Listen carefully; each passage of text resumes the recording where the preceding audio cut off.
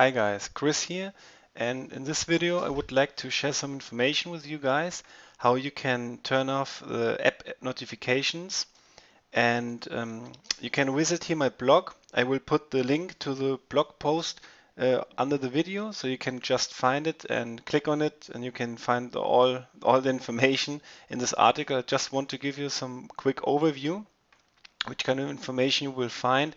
And as you can see, this blog post was a lot of work, but I really detailed everything you need to know about this topic.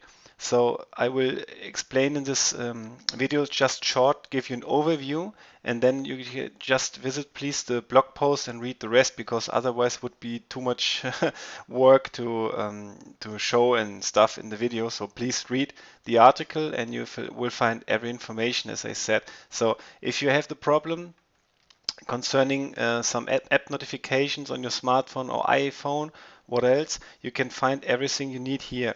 So for example, how you can disable the notifications, how do not disturb during the bedtime, how to turn off Siri suggestions, app notifications not working on iPhone, so you can just go over here and find every information you need.